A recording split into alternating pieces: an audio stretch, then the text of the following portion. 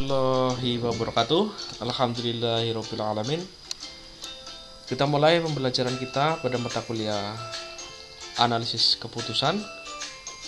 Kita lanjutkan materi kita pada video kali ini. Kita ulas sedikit tentang apa sih sebenarnya yang akan kita bahas pada mata kuliah analisis keputusan. Merupakan alat bantu bagi manajemen untuk memecahkan permasalahan yang dihadapi oleh perusahaan, organisasi, ataupun individu. Jadi, pemecahan persoalan bisa kita bedakan menjadi dua, yaitu yang pertama adalah atas dasar intuisi atau perasaan. Yang kedua, atas dasar ilmiah, yaitu dapat dilacak kebenarannya. Yang pertama adalah atas dasar intuisi. Sifatnya adalah membuat keputusan pribadi. Hasil keputusan tidak memerlukan pertanggungjawaban serta tidak dapat ditelusuri secara rasional. Ini adalah contoh proses pengambilan keputusan atas dasar intuisi. Munculnya suatu masalah sehingga menimbulkan suatu kebingungan atau kecemasan. Selanjutnya direspon atas dasar kecerdasan, persepsi, dan falsafah untuk memberikan suatu pilihan, informasi, preferensi, dan disinilah intuisi berada, yaitu logika tidak dapat diperiksa. Timbullah rasa tidak enak, kemudian menghasilkan keputusan dan hasil. Yang kedua adalah atas dasar ilmiah atau logika. Sifatnya adalah untuk membuat keputusan yang sifatnya menyangkut orang banyak. Hasil keputusan harus dapat dipertanggungjawabkan. Keputusan harus mengikuti prosedur yang logis. Biasanya dalam bentuk kuantitatif, karena logika berpikir dapat ditelusuri. Ini adalah contoh proses pengambilan keputusan atas dasar ilmiah, lebih kompleks. Jadi hampir sama, yaitu lingkungan dengan sifatnya yang tidak pasti, kompleks, dinamis, persaingan. Kemudian atas dasar kecerdasan, persepsi, dan falsafah yang dimiliki oleh si pengambil keputusan, si PK atau pengambil keputusan menyusun suatu alternatif, penetapan kemungkinan, struktur model, preferensi nilai, preferensi waktu, preferensi resiko. Kemudian dimunculkanlah suatu sensitivitas nilai informasi, dan goalnya adalah suatu keputusan.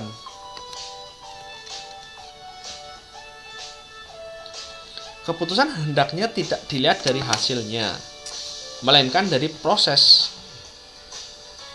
Kenapa?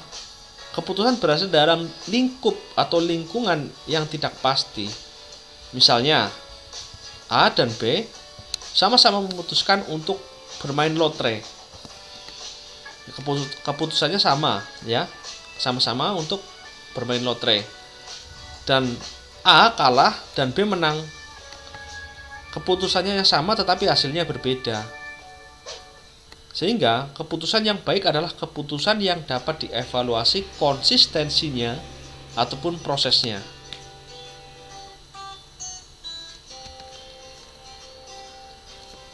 Inti dari pengambilan keputusan adalah pemilihan alternatif yang tepat. Tepat itu seperti apa? Tentu saja memerlukan pengumpulan informasi. Jadi, semakin banyak informasi yang bagus ya pastinya ya, maka hal tersebut semakin representatif. Akan tetapi, dalam kenyataannya tidak mudah untuk mengumpulkan informasi yang lengkap, mengingat adanya batasan-batasan seperti dana, waktu, tenaga, dan sebagainya. Contohnya adalah perhitungan kebutuhan ikan penduduk Malang. Jika dilakukan secara sensus, maka tidak mungkin, sehingga sampling rumah tanggalah yang cocok. Jika waktu, dana, dan tenaga cukup, di sisi lain waktunya lama, mungkin saja situasi ekonomi sudah berubah. Misalkan daya beli masyarakatnya sudah berkurang.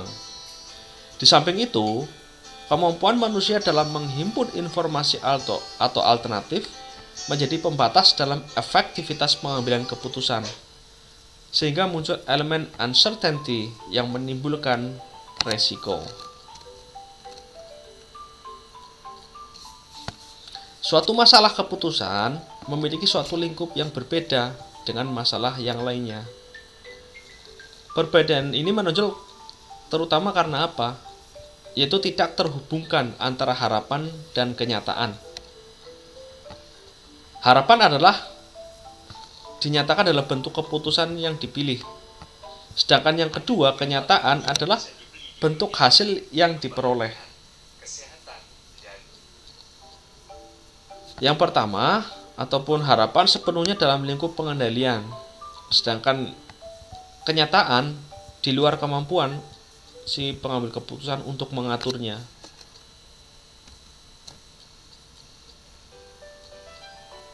Analisis keputusan akan bermanfaat dalam menghadapi masalah. Dengan kata lain, masalah membutuhkan analisis keputusan karena memiliki sifat. Ini sifat-sifat dari masalah ya. Unik, tidak pasti, jangka panjang, dan kompleks. Adanya pengambil keputusan yang belum dapat memutuskan tindakan yang sebaiknya diambil dalam menghadapi suatu masalah. Yang kedua, penstrukturan analisa.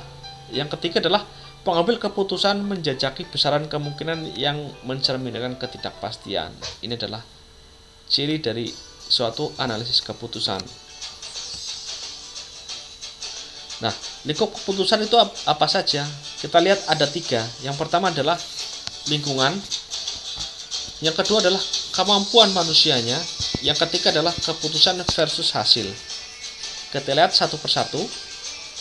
Jadi, dalam setiap pengambilan keputusan, seseorang akan selalu berhadapan dengan lingkungan, di mana salah satu karakteristiknya yang paling menyulitkan adalah ketidakpastian dari lingkungan.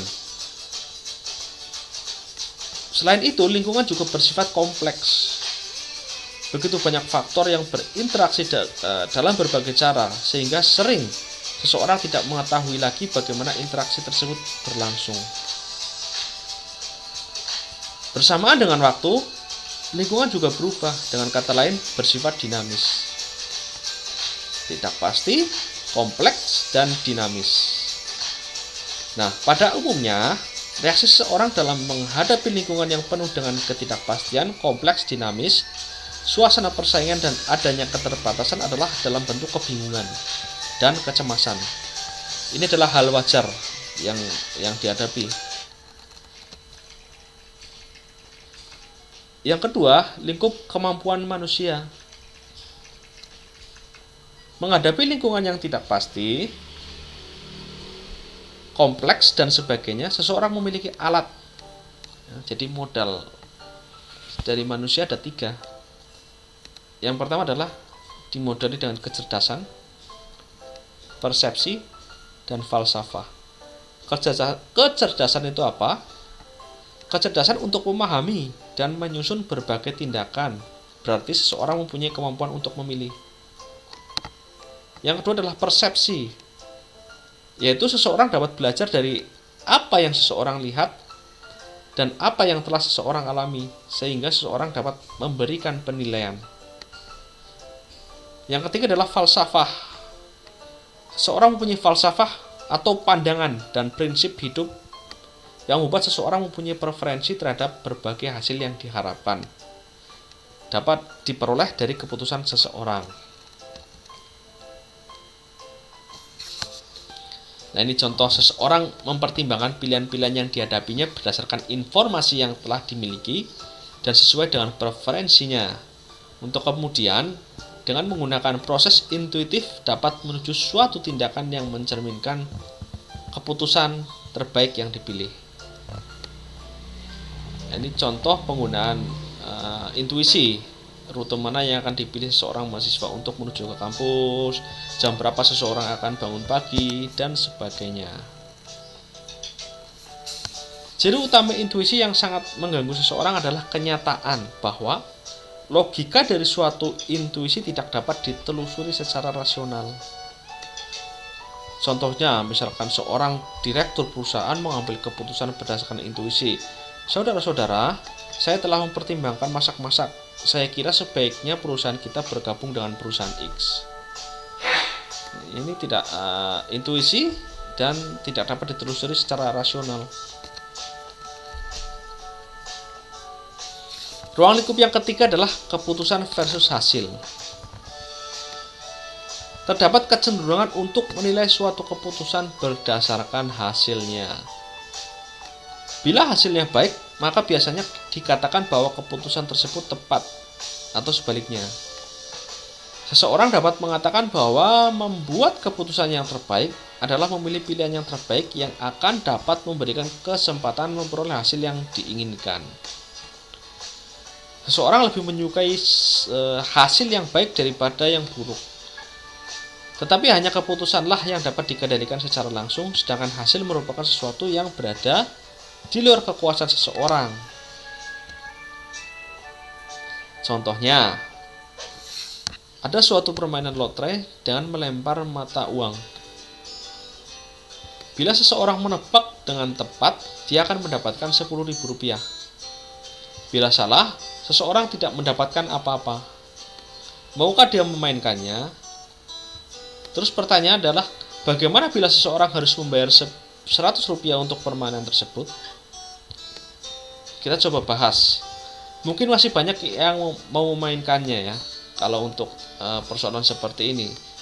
Kemudian sekarang bayangkan berapa orang yang sedang menunggu giliran main. Contoh, orang yang pertama maju, kemudian membayar Rp100 dan menebak. Tetapi ternyata dia salah menebaknya. Kemudian apa yang akan dikatakan oleh orang tersebut? Saya mendapatkan hasil yang buruk.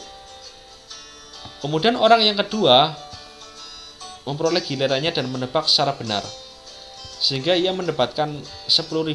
Artinya dia mendapatkan hasil yang baik. Terlihat bahwa orang kedua tersebut membuat keputusan yang sama, ya, keputusan untuk memainkan. Tetapi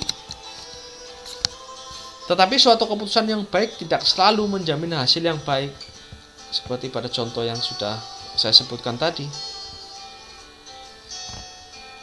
Jadi berdasarkan contoh tersebut dapat diterima bahwa secara logis menilai kualitas keputusan berdasarkan pada hasilnya adalah tidak benar.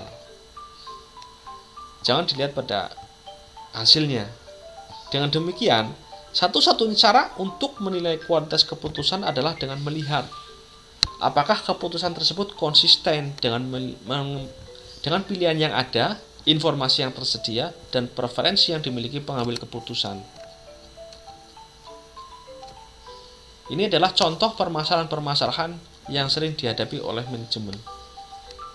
Kita lihat ada 3 keputusan yang biasa diambil oleh manajemen perusahaan, yaitu keputusan strategis, taktis, dan operasional. Strategis biasanya dalam waktu jangka panjang. Contohnya adalah penetapan lokasi airport, pemilihan teknologi. Kemudian keputusan taktis menengah ya. Contohnya adalah keputusan untuk membeli atau sewa mesin produksi, peletakan mesin baru. Dan contoh keputusan yang bersifat operasional, jangkanya adalah jangka pendek. Jadi sifatnya adalah sering keputusan ini dibuat. Contohnya adalah penentuan beban mesin, mengubah tata cara kerja. Ini adalah 3 contoh keputusan yang biasa dihadapi oleh perusahaan. Jangka panjang, jangka menengah, dan jangka pendek. Ya, ini sudah kita bahas tadi. Jadi dalam memecahkan suatu masalah, alat yang melekat pada si pengambil keputusan ada 3, yaitu kecerdasan, persepsi, dan falsafah. Memecahkan masalah dibutuhkan informasi yang dapat kita kategorikan dalam dua bentuk. Penetapan nilai kemungkinan, kemudian penyusunan model nilai kemungkinan.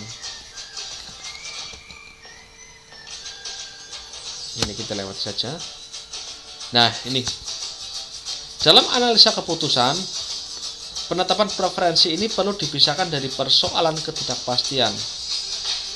Karena untuk masalah ketidakpastian, kita perlu menetapkan nilai kemungkinannya berdasarkan informasi yang dimiliki. Sedangkan masalah preferensi adalah masalah yang secara benar mencerminkan kecenderungan kita dalam menghadapi suatu hasil. Berkenaan dengan ini, preferensi perlu dibedakan atas 3 aspek. Ini 3 aspek penting dalam penentuan preferensi. Yang pertama adalah penetapan nilai. Yang kedua, preferensi atas waktu, dan preferensi atas resiko. Yang pertama, penetapan nilai.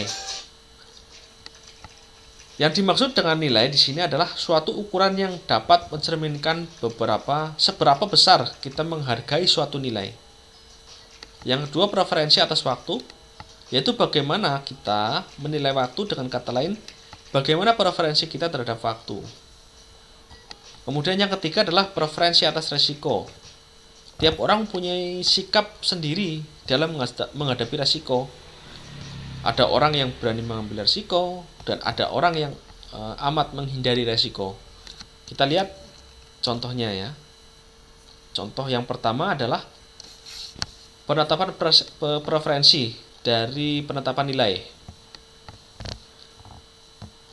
Ada suatu persoalannya, seorang pasien yang menderita penyakit memperoleh saran dokter agar dia menjalani terapi yang cukup menyakitkan selama 1 hari penuh.